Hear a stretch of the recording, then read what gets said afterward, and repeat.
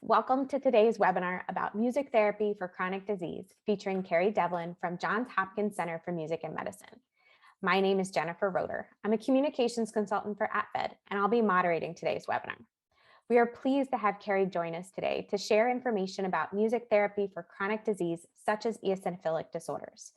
Kerry Devlin is a senior music therapist at the Johns Hopkins Center for Music and Medicine.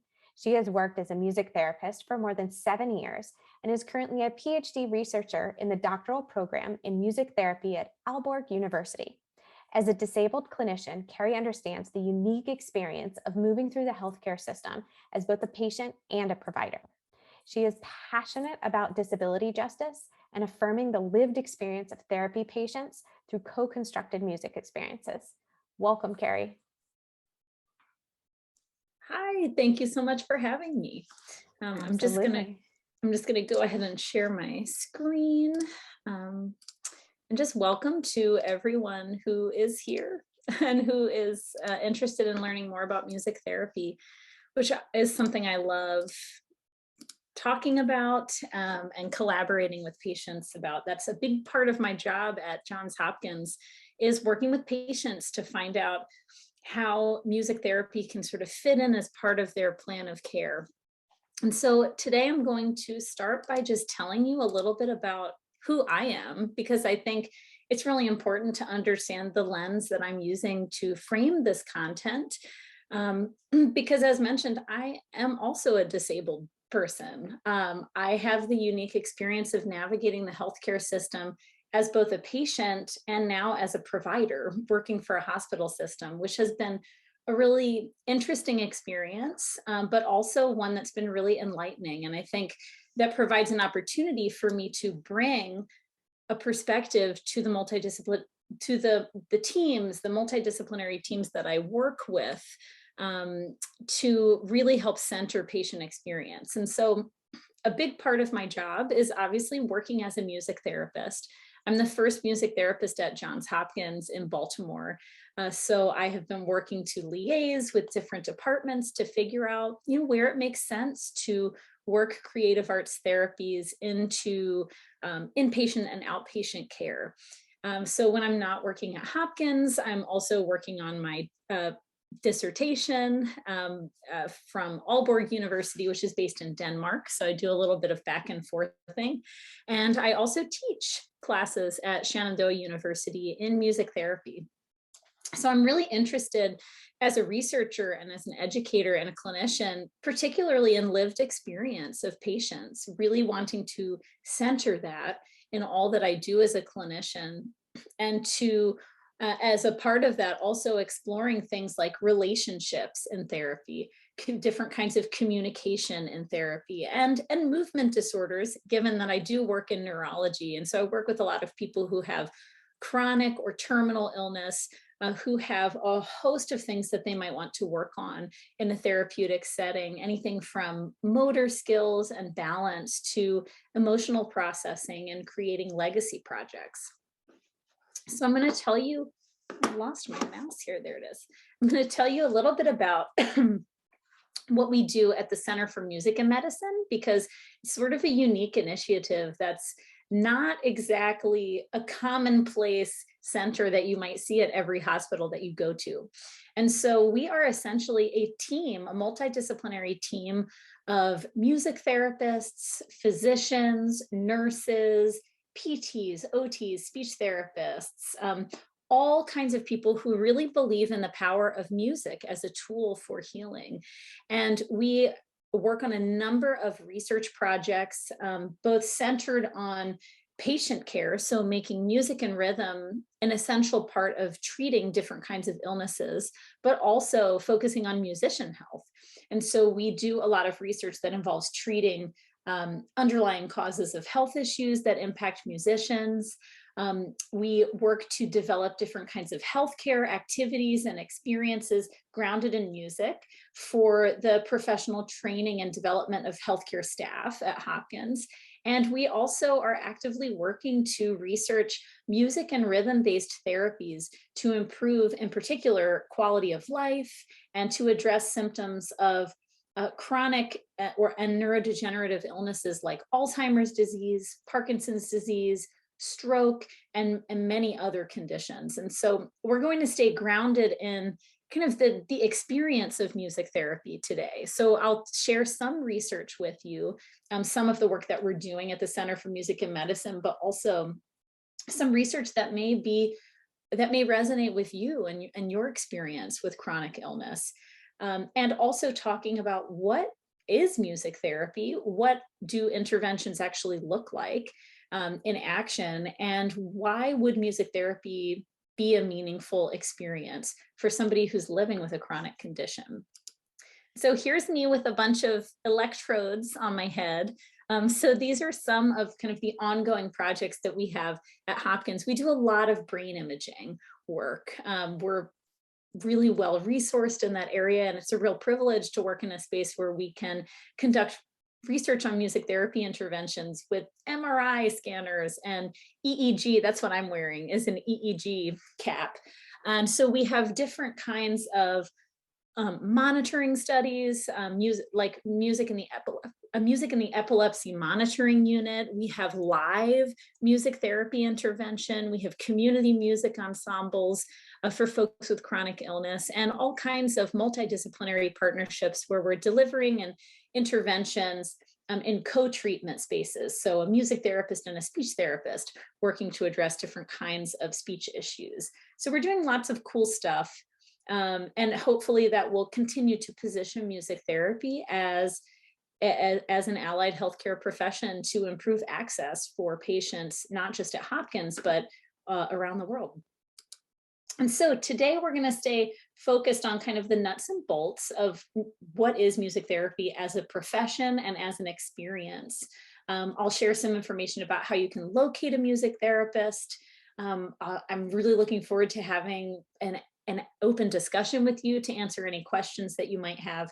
And we'll also talk about some of the mechanisms that help us understand why music can be a meaningful intervention for chronic illness, particularly in the context of how our brains interact with music.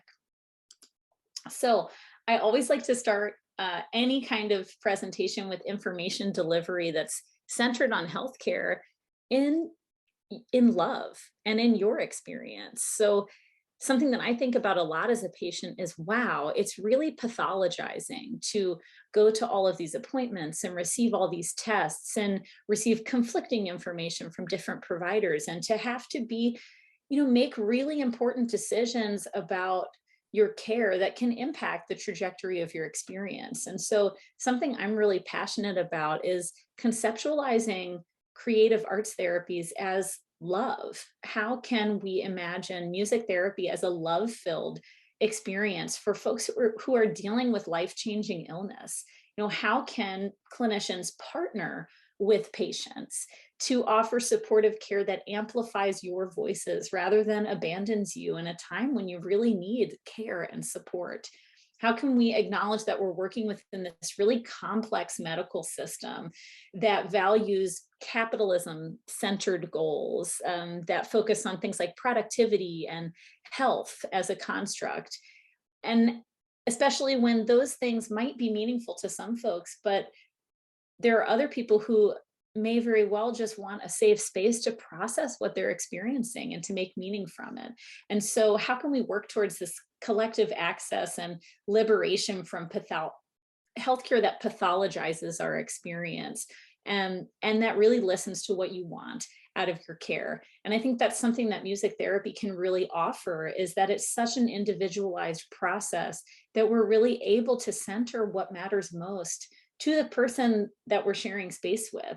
So in some cases, this might be working on really concrete goals like motor rehab or pain management. And in other cases, it might just be processing experience. So what is music therapy? That might help a little bit to have some of that grounding information.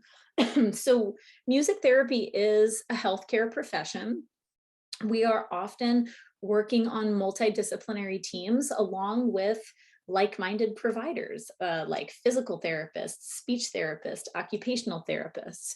We move through a similar training process, and we have many regulatory organizations and boards that help monitor quality of our work and put forth a code of ethics and other standards of practice that we adhere to. And those include the Certification Board of Music Therapists, that is our credentialing body, and also the American Music Therapy Association, which is a really helpful resource, particularly for patients who are looking to learn more about music therapy and how to access working with a music therapist. And music therapy is essentially the therapeutic application of music interventions or music experiences delivered by a credentialed or licensed music therapist to facilitate musical changes and non-musical changes. And so I include them both because there are many people who want to use music to work on their cognition or their memory, or to work on walking with a safer, more efficient gait. There are folks who want to use music to help with their self-regulation, with self-expression, with social emotional connection, relating to others in a group space. And then there's also people who actually really want to learn an instrument. You know, I work with people in the hospital who sometimes are looking for something meaningful to do with their time. And learning an instrument is a great cognitive challenge. It's a motor challenge. It's something that is productive, that someone can do and be proud of what they have learned and what they're able to play. And so I always include that sometimes there's musical changes too, because sometimes the simple act of learning to play an instrument in a safe therapeutic space can be really meaningful. So music therapy often happens in individual contexts, but also in groups. So at Hopkins, we do a little bit of both. I work with patients in the hospital. I work with folks long-term in outpatient settings. And I also lead many, many groups. And there are music therapists all across the country who deliver group and individual services in person, but also in virtual contexts. COVID has really shifted the ways in which music therapists are delivering services. And so it's not uncommon to be able to work with a clinician who maybe has specialized expertise in something that you're hoping to work on, who doesn't live in the same state as you. And so using online platforms like Zoom has really made that possible. Music therapists, I think it's just important to mention, you know, if you're in the process of locating a music therapist, it's very important to look for somebody that has the right credentials. So there are many kinds of therapeutic musicians, music practitioners, who do really wonderful work. But if you are seeking to work with a music therapist specifically who has really specialized training, you'll want to make sure they have the credential MTBC, which means Music Therapist Board Certified. So that indicates that they've completed an accredited program, which is a bachelor's level program. Though many music therapists like myself have master's degrees or also go on to pursue doctoral degrees. But that credential means they've passed a national certification exam. It means they're maintaining 100 continuing education credits, which is aligned with other providers, and also that they've completed over 1,200 hours of clinical field work under the supervision of a board certified music therapist. So this ensures if you're working with someone that they have the training that is necessary to deliver music therapy interventions. And it's also important to note that depending on where you live, music therapists may also hold a license. So in Maryland, music therapists are also licensed professionals. And so we have some additional credentials that indicate that licensing, which is intended to, again, improve quality of service and to protect patients, to ensure that if someone is saying that they're a music therapist, that they have the right credentials to represent themselves in that way. So why music therapy? It sounds fun. It sounds really lovely to be in a musical space. And I think many of us have already intimate connections with music, and we use music in our daily lives, most likely. But I think it's important to sit with why mechanistically is music meaningful? And here are kind of some basic level whys. One just being that music is such a flexible medium. So music therapists receive all kinds of training. We take verbal skills classes, we take clinical musicianship classes. So we're able to kind of meld talk therapy interventions with also really rich, high quality music experiences. And we're able to shape that music in the moment to meet someone's needs. And so it's not unusual for me in a work day to move from playing songs with teenagers to playing songs from the 1940s to improvising live with someone where we're quite literally creating music on the spot. And so this flexibility allows us to have really rich, robust encounters that really meet somebody where they are in their music preferences. It's motivating. I'm the kind of person that I have to listen to music when I exercise. It's just no fun for me if I'm not listening to music. Music motivates me. It motivates my motor system. And it is kind of it's a relatable, enjoyable experience that many people have a connection to. And it also provides a means of self-expression. And I think this is really important, especially if you're experiencing chronic illness, for example, which is an experience that can be very hard to articulate to other folks in your lives. But sometimes hearing your experience packaged in a musical structure, in a song, or playing something live with your therapist and having them really get at some essential part of your experience and to sound it through music. It creates this nonverbal opportunity to communicate something that you're experiencing and to express it and to connect with somebody else to process it.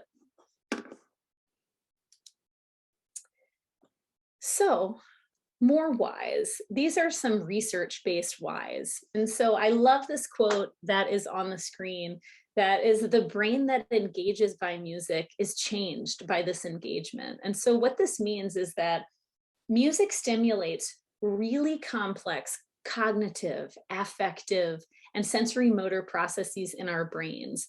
And that these processes can actually be generalized and transferred outside of music. So what I mean by that is we can engage in music and have all of these pathways and parts of our brains activated, and that it doesn't just go away when the music stops.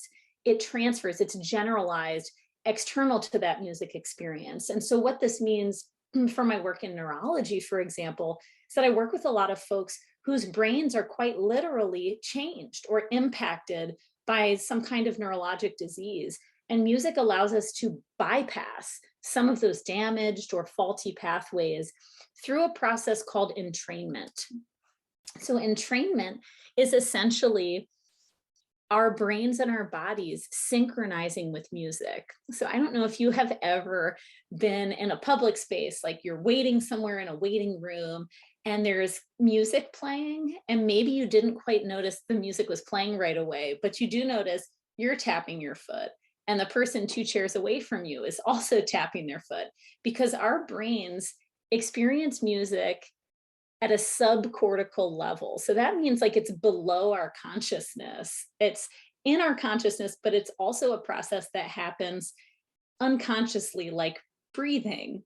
And so it's so intrinsic to the way that we move through the world. And so when we hear a rhythm or a beat or music in the environment, our brains automatically line up to that pulse. And so there is research that shows that this is meaningful in a motor context. So for example, when we're running or exercising, if we have music playing, our bodies are going to synchronize with that pulse, and it may actually produce more efficient movement. But there's also a lot of research that shows that entrainment is a social experience as well. So there's this really cool study where they had groups of people who were just tapping along with a steady beat. So like a boring, steady beat didn't sound very great. And they had another group of people who were asked to tap along with music, like a more complex musical structure.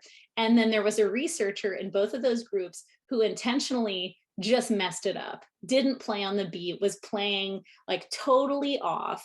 And they were looking at how the groups responded to that person. And they found that people who were in the group with the complex music that was playing, they were way more likely to help that poor rhythmically challenged researcher. They would actually reach out to that person, model, oh, this is how you play it. They would actively try to help. And the researchers kind of contextualize this experience as, when we hear music, we synchronize with it.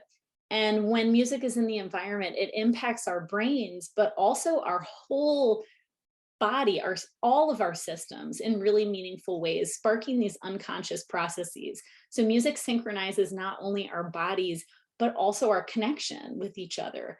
When we make music together, we build stronger, deeper relationships with each other. And so we can also see quite literally the ways that music impacts our brains here. So when we engage in music, many, many areas of our brains are activated. And I like this diagram because it shows some of these examples. And this is not an all-inclusive list. So we can see that when we listen to music, both hemispheres of our brains start lighting up like a Christmas tree. If you were to be in an fMRI scanner and music was playing, whew, your brain is going to go online and it's going to be pretty lit up. And we can see that all of these centers kind of contained within those hemispheres are experiencing different aspects of the music in different ways. So for example, if we're dancing or we're playing an instrument or we're clapping along with music, wow, there go our sensory and our motor cortexes and our cerebellum, which lives in the back of our brains. And that is related to movement and balance and motor coordination. When we hear a song that really moves us, like the first dance song from a wedding or a song that you sang to your child when they were young, we have this emotional response from our hippocampus, which is connected with memories and memory retrieval. And we also activate our amygdala, which is where, strong feelings, strong emotional responses come online. Musical structure also activates our prefrontal and our auditory cortexes. So an example of this is if you hear a song that you know, and somebody doesn't finish singing it. Like if I were to say, happy birthday to, and I just walked away and didn't finish it, your brain is screaming, you please finish that line. So you just have to finish it. So your brain is actually craving this musical anticipation and this structure. It wants to finish the line. So music is this sort of multi-sensory, multimodal experience, and our brains respond to it in this way. So some other research that's maybe more connected with the experience of chronic illness, and something that I know has been true for me in my own experience, and that is listening to music has been shown to actually concretely modulate our nervous system activity. So when we live with chronic pain or symptoms that cause us anxiety, we are existing in a constant state of nervous system arousal. And so I can speak to this personally. I have POTS, which is a kind of autonomic dysfunction. And so my body lives in this eternal space of fight or flight. So it's like my light switch has been jammed in the on position. And no matter how hard my body or I try to shut it off, it just doesn't know how to do that. And so this is a common experience, not just in folks who have a specific autonomic dysfunction, but in anyone who has experienced trauma, who experienced chronic illness or disability. And when you're in this fight or flight mode, your sympathetic nervous system comes online. But when you want to relax, that's the system that you want to turn off. We want our parasympathetic nervous system to take over. That's all of our automatic stuff. When we're chilling and watching a TV show, our parasympathetic nervous system, unless it's a scary show or something, is hopefully working. It's lowering our heart rate. It's slowing our breathing. It improves our digestion. And some research has shown that listening to music, there's a lot of evidence where they have people exercise and kind of get all activated. And then after exercise, they had them listen to music. And they showed that for the groups that listened to music, there was a reactivation of that calming system, that parasympathetic nervous system, more quickly. So this resulted in faster exercise recovery time and reduce their heart rate more quickly. So that is kind of a big deal to know. So listening to music has a concrete effect on our nervous system arousal. And we also know that when we listen to music that we really like, our brains release these really powerful neurotransmitters. Neurotransmitters like dopamine and oxytocin. So dopamine is a happy reward based chemical. So like eat a really good cookie, dopamine. That's going to give us happy feels. And the same with oxytocin. Oxytocin is a really strong bonding neurotransmitter. So when parents are holding their child for the first time, for example, there is a very strong rush of oxytocin that occurs. So music, when we're hearing it, we have this reward, this sense of reward that's happening in our brains. We have this bonding chemical that's telling us to connect with the music or connect with other people who are experiencing the music. We also know that serotonin may also be released, and serotonin plays a really major role in digestion, regulating body temperature, attention. And so research has also shown us that engagement in music can also reduce the presence of other hormones or neurotransmitters that we may not want online as much, like cortisol, which is a really strong indicator of feelings of stress. And so listening to music can actually reduce the presence of cortisol. So it can have these really positive release of chemicals, and then it can also kind of tone down some of the other chemicals that we might not want to be as active. Other important things to know is that music therapy intervention in particular, so not just listening to music, but actively engaging in a music therapy intervention, has been shown by wide-ranging patient communities to improve quality of life, symptoms of depression, to reduce anxiety, and to improve mood. And these are both in group and individual contexts. And other benefits also include the fact that music therapy is so individualized. The music that we like is so individualized, for example. So the music I might play in one session with the patient is going to be completely different from the next room that I walk into. And I think that's something that's really powerful. You know, often when you're disabled or chronically ill, you don't have a lot of opportunities to make choices. Many of these choices are made for you by your providers. And this, I think, is a unique opportunity to reclaim some autonomy. And beyond that, to engage in a non-pharmacological intervention. So there's no pills involved, there's no medication, but we can use music as a tool to actually impact aspects of pain perception, of stress and anxiety. And we know that because of how music works in our brains and how our bodies experience music in a very comprehensive way. And so here are some examples of just kind of general music therapy goals for chronic illness in particular. And so I've got some research literature up here, but I think these are three that I address a whole lot in my work at Hopkins. And pain perception is a huge one. So we can use music as a point of distraction during procedures, but also as a tool for mindfulness and for something that you can actually learn how to do at home to manage your chronic pain. And so that can be anything from creating playlists to practicing specific somatic awareness and breathing techniques, along with music that's been selected specifically for you. Also, engaging in music that is intended to address pain perception can also reduce physiological signs of distress and relax muscle tension. So lowering heart rate, improving respiration, it can even impact blood pressure. And kind of hand in hand with that is often when you're feeling less pain, you might also be feeling a little bit more relaxed. And so learning through some psychoeducational approaches, learning some music-based calming strategies can also improve your sleep quality, can improve your sense of quality of life and well-being, and can also create a space where you can access new kinds of emotional supports.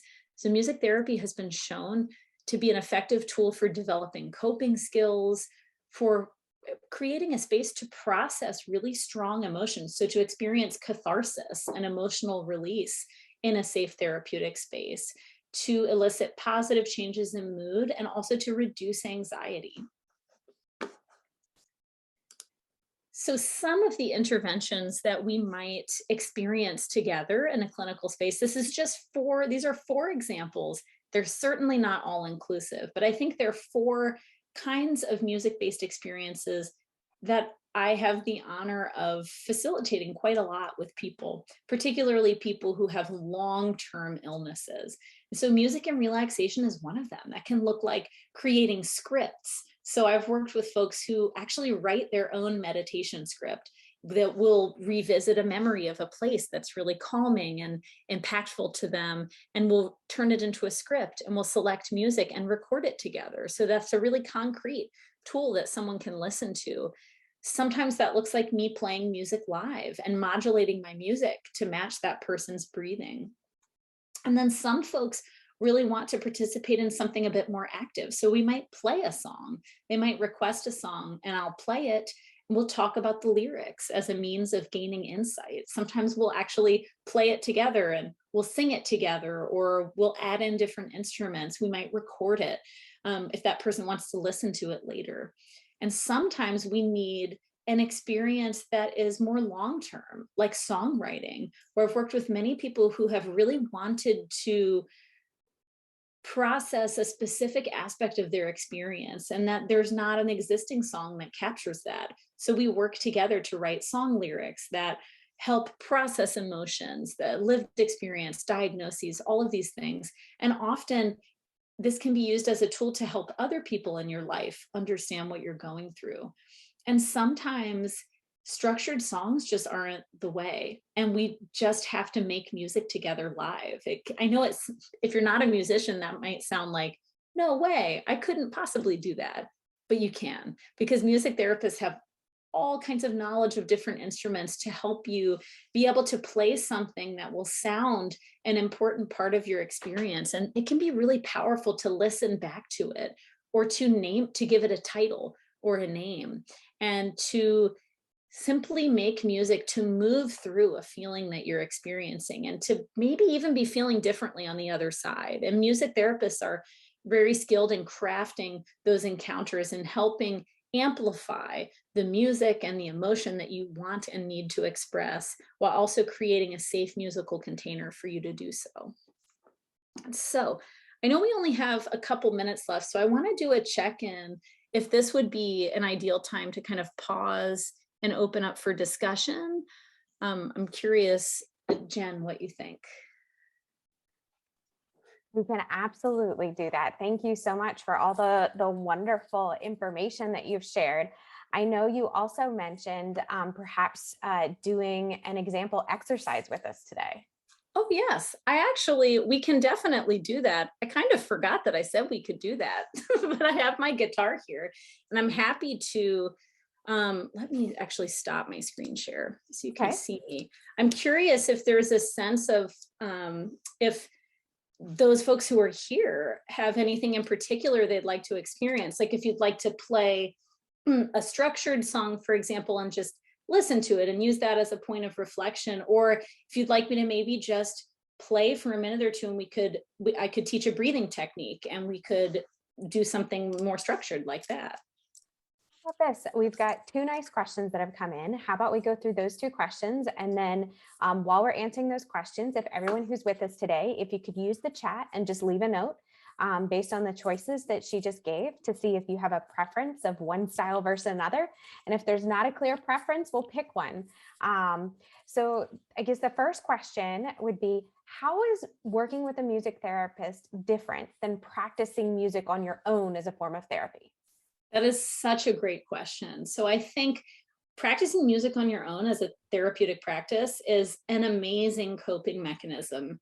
I think the main difference is most folks who want to work with a clinician specifically often have or want to identify clear therapeutic goals. So we are healthcare professionals, so we're going to identify treatment goals, we're going to collect documentation, and we're going to work with you on those goals in the short term or the long term. And so many of the folks I work with, for example, come to me because they are seeking out a therapist specifically to process specific aspects of their experience. So much of the work that I do is mental health type encounters where folks maybe are actively dying and they're looking to make meaning from that process, or they're really struggling with a new diagnosis and the transitions that are happening, feeling like I have no autonomy, or I'm feeling so anxious, I'm having this terrible insomnia. And often those are symptoms of an illness, but also can be symptoms of nervous system arousal. And so kind of my role as a therapist is to help you identify, as part of your multidisciplinary team, what are some of those aspects that maybe are most meaningful for us to work through, often really looking at it from a holistic perspective, because we can work on such a wide range of domains together. So it's really just more of an additive experience where you have the insight and the reflexivity of a trained therapist who's going to be sharing space with you. Is this something that you mainly work with adults or children, or is it something that works for both? It really works for both. So I worked in pediatrics for many, many years, actually, but now I work almost entirely with adults. I also work with kids still too. Hospitals serve lots of people. So I have the privilege of working with people like throughout their lifespan from age 0 to 100 plus. And so I think really what shifts is the focus of the work. Often adults want to do kind of insight-based work. They want to kind of dig in and work through really specific, emotional processing needs or anxiety related needs. And often with kids, that work might shift a little bit, and it's definitely going to look a bit different, and the songs are going to be different for sure. Absolutely, that's helpful. One of the things you touched on while you were answering that question was anxiety. I know we've had a webinar in the past was about hypervigilance and anxiety, dealing with different conditions. And so I'd be really curious if you have any specific thoughts about particular songs or type of music that you find helpful when people are dealing with anxiety around a medical condition. Yeah, another really great question. So I think something that I always share with folks is the music that is most relaxing to you is the music that you like. And so always starting with patient preference. I know you can go on any streaming service and type in relaxing playlist, but I know for me, some of that music is not relaxing for me, because it's all about what you like. If you're listening to music you don't like, you're not really going to have dopamine released. You're not going to feel any sense of reward or pleasure because you don't like it. And so starting with music that is meaningful to you, that you like, is a great place.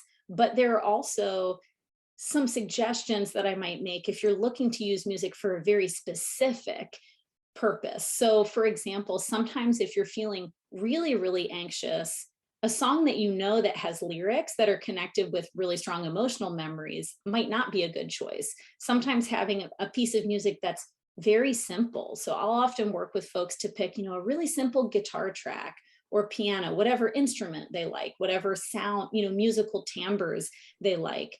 Because sometimes having songs that you don't know can actually physiologically be more relaxing for your body, provided that you still like them, that you still like the aesthetics of the experience.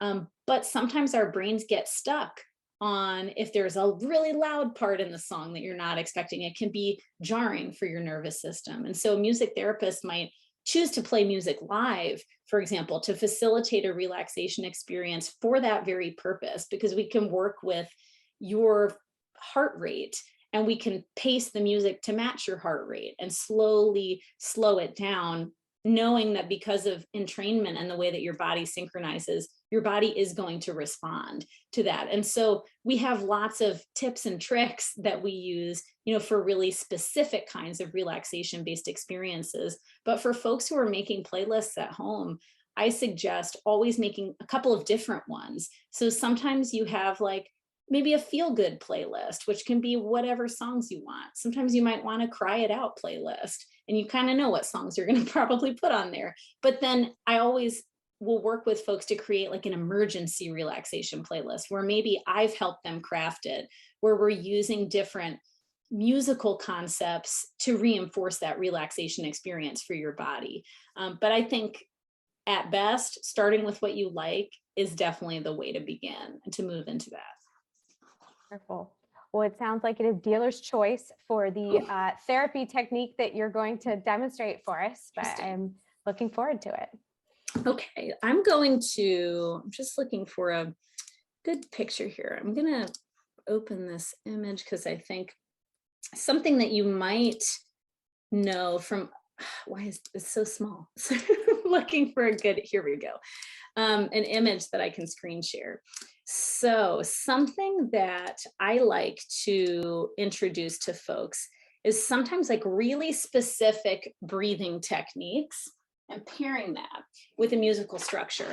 So square breathing I like because it's something that's really simple to remember. It's not, some breathing techniques ask you to hold your breath for a long time. For me, that does not fly. And so I like a more rhythmically paced breathing experience. And what I like about square breathing is all it's doing is slowing down the pacing of your breath a little bit. And so the idea here is that it's kind of a 4-step breathing pattern. You inhale for 4 beats, you hold it, and I don't mean hold your breath, but you just simply inhale as you normally would and just let it hang there for 4 beats. Then you exhale for 4 beats and then you let it hang again. And so you want to make sure you're breathing in through your nose if you can and breathing out through your mouth if you can, and that you're not holding a bunch of tension during those hold parts. It's really, the idea here is just to maintain the level of fullness that you achieved with your in-breath and to maintain that sort of feeling of release. And so I'm going to model it once without music, and then I'm just going to play a really simple musical structure. And I would just invite you to try it. If this breathing pattern doesn't work for you, you can just close your eyes and focus on your breath. See what you notice. See what it's like to breathe in this specific pattern. See how the music sort of impacts the way that you're breathing. And so I'll count 1 out first. But first, I would invite you to just take a moment, notice your feet on the ground, notice the way that you're sitting in your chair. If you want, you can close your eyes. If you're not comfortable doing that, no need. But when you're ready, we're just going to begin with our inhale. And if you want, you can even put a hand on your chest if that helps you connect with your breath. So we're going to inhale, 3, 4, hold, 2, 3, 4, and exhale, 3, 4, and rest, 2, 3, 4. Inhale, 3, 4, and hold, 2, 3, 4, and exhale, 3, 4, and rest, 2. And keep it going. Inhale, hold, exhale,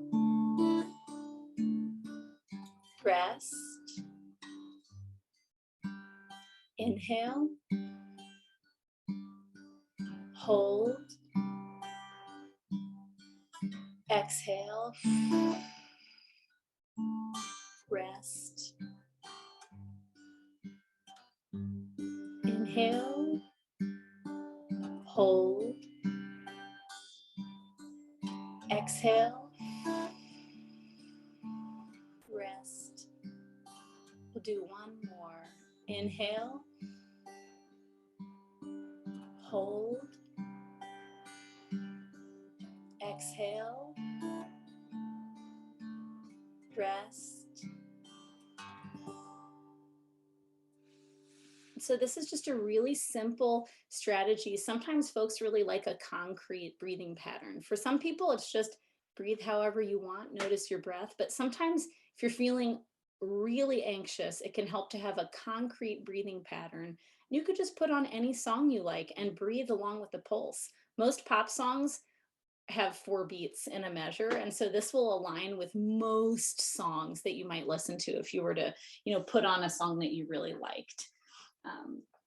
Yeah, so I'm going to stop and share now in case we have more questions or comments. Could you share some information about what the value or purpose of the hold is in that breath pattern? Yeah, I think a big part of it is simply just to slow down our breath. So when we're really anxious, our bodies have a tendency to breathe very quickly. And then that is also associated with increased heart rate, maybe increased levels of cortisol that are making like our skin really sweaty and feeling kind of anxious. And so it's part of it is simply just an intentional slowing down where it's sort of challenging us to pace our breath a little bit more. And I think it's important to note that I did set the tempo for that experience, but you can set it faster or slower. It's kind of pacing to where you are. But most people who are really anxious, for example, if you're on the verge of having a panic attack, if you did it really slow, you wouldn't be able to do it right away. So sometimes it's a matter of starting at a quicker tempo and then slowly slowing it down and noticing how your breath might be slowing and how the holds might actually be facilitating that process. So as people consider how music therapy could be applied to their own lives, what are good resources and ways that they can utilize resources, find music therapists, etc.? Yes, so I'm going to put in the chat, actually, I had a slide, the formatting was weird. I'll display it as well just for a second so everyone can see. So there are two places that I would recommend going for immediate resources about music therapy. Make it full screen. And that would be the American Music Therapy Association. So they have actually a Find a Music Therapist directory. So you can type in your location, maybe sometimes even specialized trainings. Like if there is a specific need or goal that you're looking for, the search will help you tailor your search to find not just any music therapist in your area, but somebody who might be more aligned with what you're looking for. And also the certification board for music therapists. I always offer that resource because that's how you can actually look up someone's credentials. So you can find a music therapist in your state that way, but you can also verify that they have up-to-date credentials, which is important as you're in that process of locating a therapist. But the American Music Therapy Association is probably going to be your best site for just general information. They have these amazing reference lists that have, research for different patient communities. There's lots of information about how to connect with a music therapist in your area. And hopefully that will be a meaningful resource for folks in your search if you're interested. Thank you very much. I'm also curious, in addition to that, there are so many apps and resources with different things these days. Are there any things like that you hear about, Headspace and Calm and different things that aren't specific music related, but I'm curious if there are like digital resources that people could do music therapy more on their own as well? Yes, so I do love Calm and Headspace. I will say I use those in my own life, but a lot of the folks that I work with, we also work to figure out how to tailor those apps to their needs. There is another app, it's called Cove, C-O-V-E. I've just typed it in the chat. It is a really cool music and mental health app. So essentially what it does is when you log in, it's free. You can put it on your iPhone or on your iPad, whatever, and you pick your emotional state. So it's got all of these feelings. You can pick as many as you want, and then it tailors some music selections to those feelings. So it gives you this screen where you can swipe to pick lighting that matches your mood. You can tap on the screen to actually create like a musical soundscape and it draws on the emotions that you provided in the beginning to kind of create something that matches where you might be. So it's kind of like a music journal, for lack of a better word, but it's something that I've used with a lot of folks just as a check-in. Like, obviously I can't be with you every day all the time. We might only see each other once a week or less than that. And so having tools like that allow you to kind of label your emotions in the moment and then to pair that with a musical structure is something that I've been playing with a lot lately that I really, really like. I'm trying to find, I think I found the website here. I can drop it in the chat. And it looks pretty cool too. I look forward to exploring that. There's so many different ways that multiple different types of therapy can help people in different aspects of their life. And so it was really interesting to hear about the uniqueness of music therapy and how that can be applied to different things. I think this will be really valuable to a lot of people. So thank you so much for your time today with all of this. Yeah, thank you for having me. It's been really wonderful. Are there any last tips that you'd like to share today before we wrap up? I would just say to remember that music is always something that's available to you. You don't need a music therapist to use music in ways that are meaningful in your life. So just hold on to that and remember that music is always available to be a supportive presence for you. It's simply just that a music therapist is trained to help you connect with those resources, maybe in new or different ways, but you've already got the tools that you need right as you are right now. Well, thank you so much. It's my turn to share my screen here to share some parting thoughts with everyone. As we mentioned, thank you so much, Kerry. It was such a wonderful presentation and really enjoyed the dialogue after your presentation as well, and the breathing exercise. I think it's really valuable. Thank you also to our education partners for their support of this webinar series, including Abbott, AstraZeneca, Bristol Myers Squibb, and Takeda. Our next webinar is scheduled for March 31st at noon Eastern. Dr. Joanne Masterson will be joining us from Maynooth University in Ireland to discuss translational research on the esophageal barrier dysfunction in EOE. Registration will open soon. I just confirmed the webinar date and time last night, but we hope everyone will join us soon. So we're glad we can share that one is coming. We also encourage everyone to continue the discussion that was started today in our online community on the Inspire Network. It's a great place to connect with other patients and caregivers for support. You can check it out by going to apfed.org/connections. To continue learning more about eosinophil-associated diseases, we also encourage you to check out and subscribe to our podcast, Real Talk Eosinophilic Diseases. Our latest episode dropped this week, just yesterday, and our co-hosts Ryan Piansky and Mary Jo Strobel had a wonderful discussion about the drug development and approval process with Dr. Scott Winiecki from the FDA. You can find the episode at apfed.org/podcast, as well as on Apple Podcasts, Spotify, Audible, and many other places that you might listen to podcasts. So thank you again for joining us today for APFED's EOS Support Webinar Series. And thank you to Kerry for a wonderful presentation. We hope everyone has a wonderful day.